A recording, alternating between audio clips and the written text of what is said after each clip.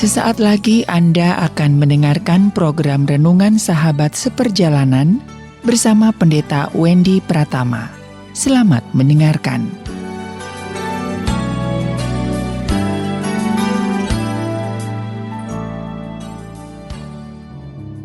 Selamat berjumpa kembali dalam layanan audio Sahabat Seperjalanan. Hari ini adalah hari Sabtu, 29 Mei 2021. Tema renungan dan saat teduh kita dengan judul Sense of Kiasu, yaitu tentang daya juang, sense of kiasu atau sense of fight. Bagaimana kita punya daya juang dalam kehidupan ini? Firman Tuhan terambil dalam 1 Korintus 15 ayat yang ke-58. Demikian bunyi firman Allah.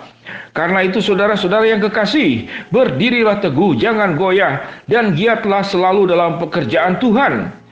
Sebab kamu tahu bahwa dalam persekutuan dengan Tuhan, jerih payahmu tidak sia-sia. Mari kita berdoa.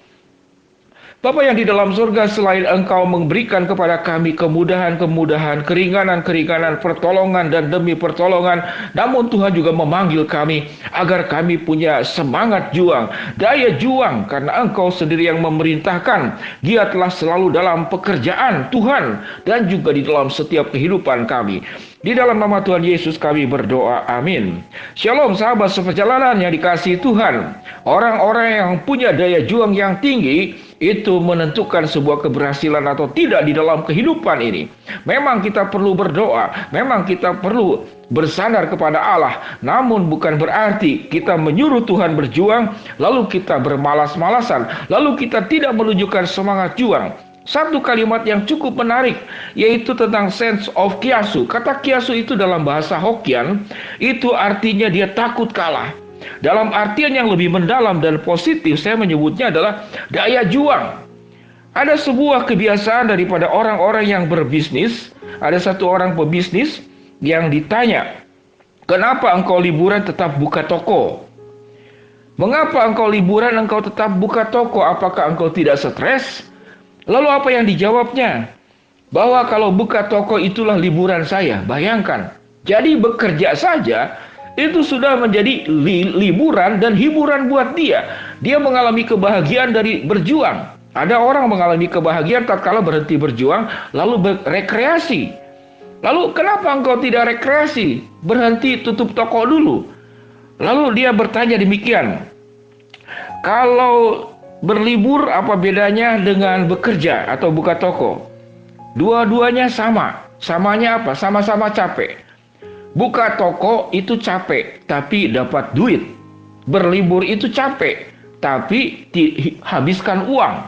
Berlibur itu memang melelahkan. Berjalan ke sana kemari mungkin jiwa tenang. Tapi itulah, bagi orang-orang yang punya daya juang, orang-orang yang punya semangat juang, dia tidak akan berhenti untuk bekerja dan berjuang sampai titik tertentu. Sebelum selesai berjuang, dia tidak akan berhenti dulu. Sahabat seperjalanan yang dikasihi Tuhan, di tengah-tengah pandemik ini satu pihak, kita memang bersandar ke dalam pertolongan Tuhan. Kita mengandalkan Tuhan. Namun, jangan membiarkan Tuhan itu berjuang. Bagaimana? Kalimatnya tanda petik berjuang, menolong kita, menyediakan berkat buat kita, namun kita sendiri tidak berjuang. Alkitab mengatakan, saudara-saudara yang kekasih, berdirilah teguh, jangan goyah, dan giatlah selalu dalam pekerjaan Tuhan. Pekerjaan Tuhan di sini memang menyangkut tentang penginjilan, tentang pelayanan gereja. Namun pekerjaan Tuhan juga cakupannya itu luas. Sewaktu kita mengelola rumah tangga dengan baik, itu adalah pekerjaan Tuhan.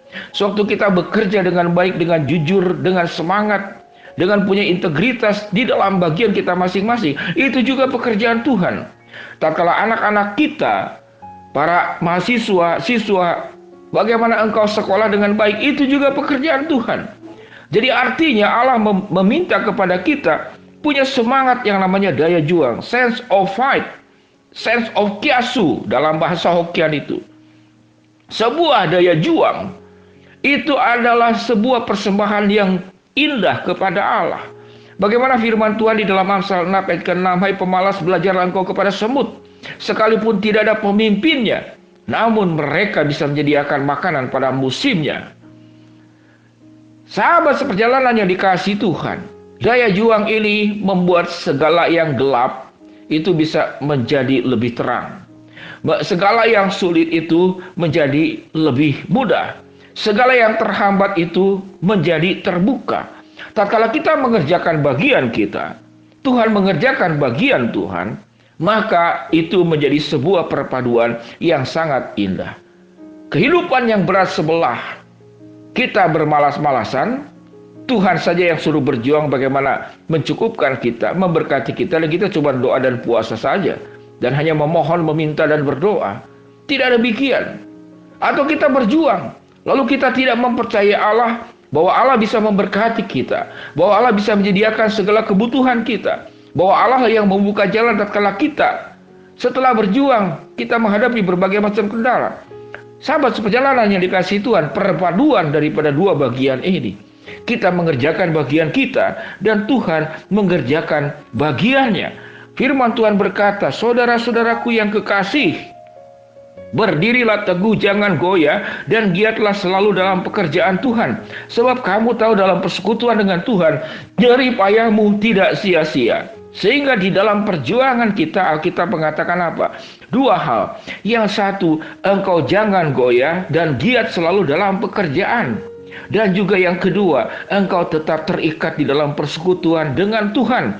Maka jerih payahmu itu tidak akan sia-sia. Sahabat seperjalanan yang dikasihi Tuhan, kita melewati air mata tatkala berjuang. Kita mengeluarkan keringat yang berpeluh tatkala kita berjuang. Kita mengalami kendala, kegagalan demi kegagalan tatkala kita berjuang. Kita mengalami keputusasaan terkadang tatkala kita berjuang.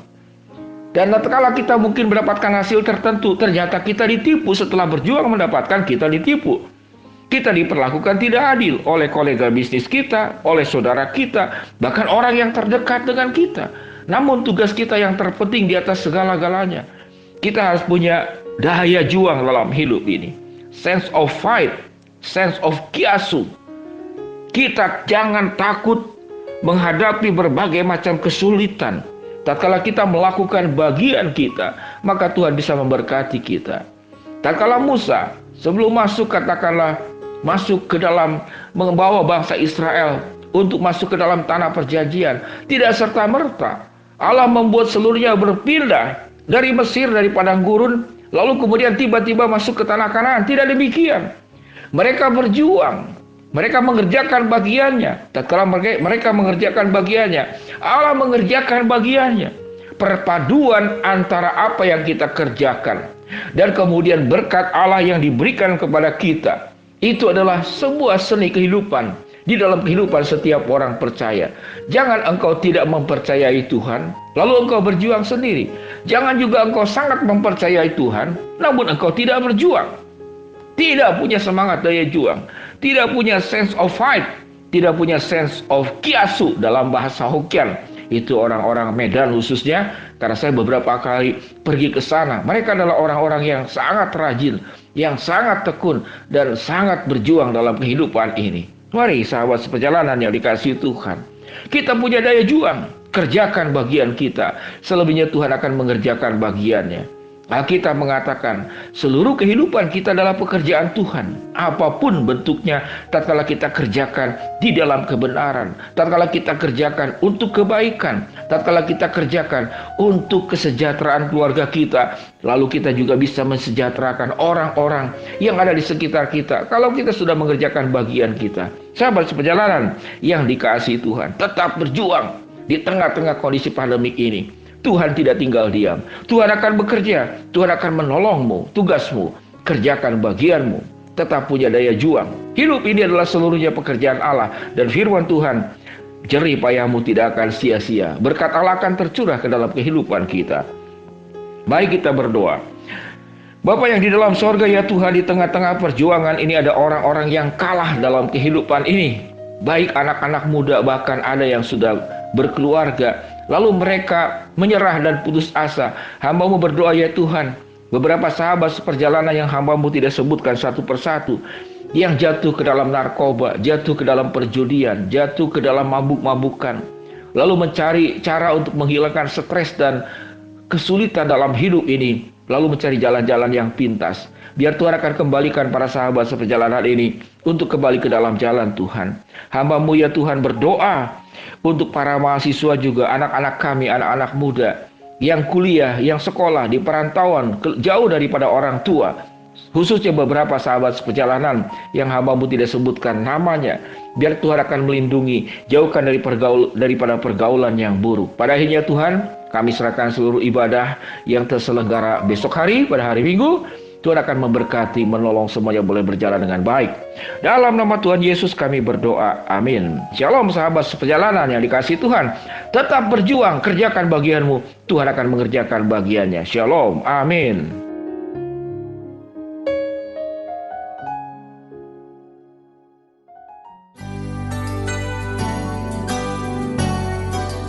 Anda baru saja mendengarkan program Renungan Sahabat Seperjalanan bersama Pendeta Wendy Pratama. Terima kasih atas perhatian Anda. Tuhan Yesus memberkati.